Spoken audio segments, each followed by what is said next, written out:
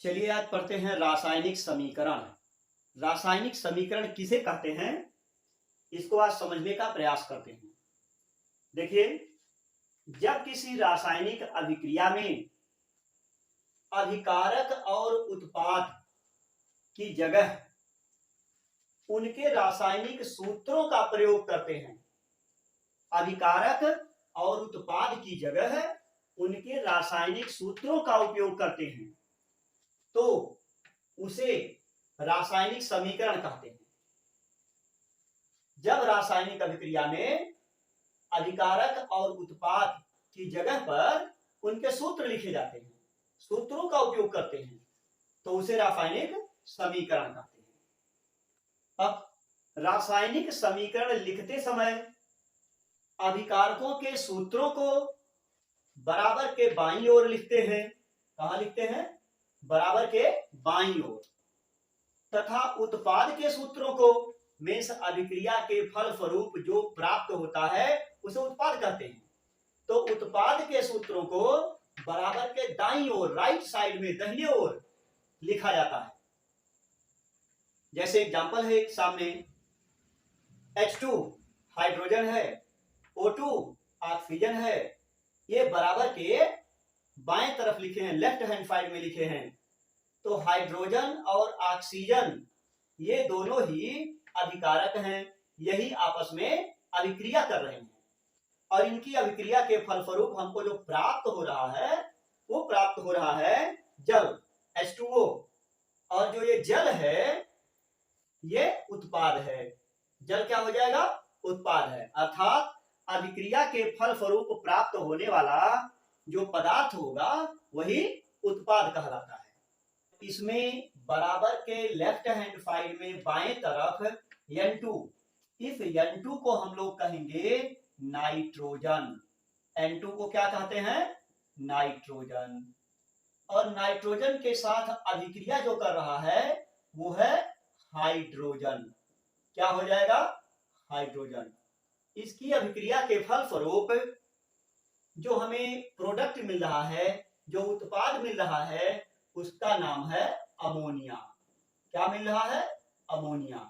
Means हो गया nitrogen और हाइड्रोजन इस बराबर के निशान के बाएं तरफ है, लेफ्ट हैंड साइड में है। बराबर के बाएं तरफ लिखे जाने वाले संकेत को हम कहेंगे अभिकारक, और इन अभिकारकों की क्रिया के फल स्वरूप जो प्राप्त हो रहा है ये NH3 है, ये है अमोनिया, और अमोनिया हो जाएगा उत्पाद, क्योंकि अभिक्रिया के बाद ये प्राप्त हो रहा है। अच्छा, ये तो अभिकारक उत्पाद हो गए। अब रासायनिक समीकरण में एक चीज और ध्यान की जाती है कि जो तत्व के परमाणु बाएं तरफ होते हैं उसी तत्व के परमाणु दाहिने तरफ भी होते हैं। लेफ्ट हैंड साइड में देखिए कि नाइट्रोजन कितना है? 2 है। नाइट्रोजन कितना है? 2। और राइट हैंड साइड में आइए तो नाइट्रोजन 1 है। अब यहां मुझे नाइट्रोजन को भी 2 बनाना पड़ेगा, क्योंकि परमाणुओं की संख्या बराबर होनी चाहिए। ये नाइट्रोजन 2 है, तो इस नाइट्रोजन को भी 2 बनाने के लिए मुझे यहां बदल में गुणांक 2 लिखना है। अब नाइट्रोजन 2 हो गया और ये नाइट्रोजन 2 हो गया। चलिए, नाइट्रोजन तो बराबर हो गए। नाइट्रोजन के बाद अब हाइड्रोजन को देखेंगे। यहां हाइड्रोजन की संख्या 2 है, 2 परमाणु हैं। यहां हाइड्रोजन के 3 दुना 6 परमाणु हैं। यहां हाइड्रोजन कितना है? 6, और यहां पर हाइड्रोजन कितना है? 2। अब 6 वाले के बराबर 2 को बनाना है। आप जानते हैं 3 में अगर 2 में इस 3 का गुणा कर दें तो 6 हो जाएगा। इसका मीन्स हो गया यहां तो 3 दूनी 6, 6 हाइड्रोजन है, मुझे इस हाइड्रोजन को भी 6 बनाना है, तो इस 2 में 3 का गुणा करेंगे। मीन्स हाइड्रोजन परमाणु के साथ 3 का गुणा कर देंगे तो 3 दूना 6, ये 6H हो गया। यहां भी 3 दूना 6H हो गया। H 6 और H 6 बराबर हो गया। नाइट्रोजन 2 और नाइट्रोजन 2 बराबर हो गया। अब ये रासायनिक समीकरण जो है संतुलित हो गया। ध्यान रखिएगा, रासायनिक समीकरण लिखते समय समीकरण को संतुलित अवस्था में लिखा जाता है। तब जाकर के वह समीकरण सही होता है। H2 प्लस Cl2, H2 को हाइड्रोजन कहते हैं, ये तो आप अभी अभी देखे हैं।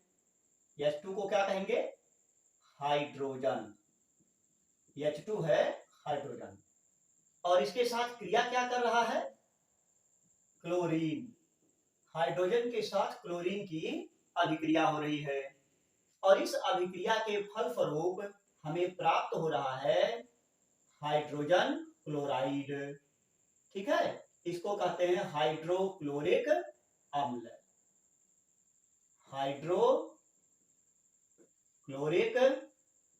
अम्ल, हाइड्रोजन क्लोराइड मीन्स हाइड्रोक्लोरिक अम्ल। अब देखिए, हाइड्रोजन का 2 परमाणु है, क्लोरीन का 2 परमाणु है, और जो हमारा उत्पाद बन रहा है HCl हाइड्रोक्लोरिक अम्ल, इसमें हाइड्रोजन और ऑक्सीजन के केवल एक परमाणु है।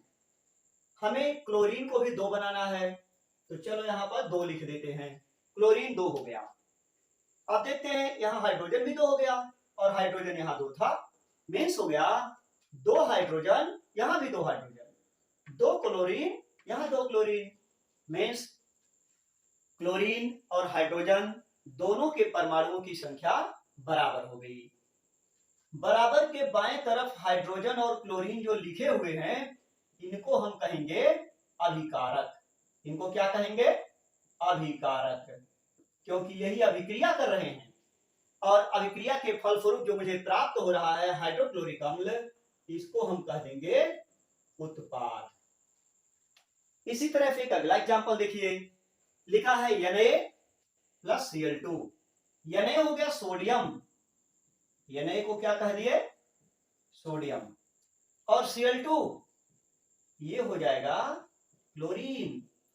अब सोडियम और क्लोरीन जब आपस में अभिक्रिया करेंगे तो बन जाएगा सोडियम क्लोराइड, इसको कहेंगे सोडियम क्लोराइड। ये सोडियम क्लोराइड, इसी को साधारण भाषा में, बोलचाल की भाषा में हम लोग कहते हैं नमक। तो सोडियम क्लोराइड को नमक कहते हैं, और नमक का सूत्र हो गया NaCl। इस तरह से स्पष्ट हो जाता है कि बराबर के चिन्ह के बाएं तरफ लिखे जाने वाले तत्वों के जो प्रतीक हैं, जो संकेत हैं, जो सूत्र हैं, इनको हम लोग कहते हैं अभिकारक, अर्थात अभिक्रिया करने वाले तत्व। और अभिक्रिया के बाद जो प्राप्त होता है, इसको हम लोग कह देंगे उत्पाद।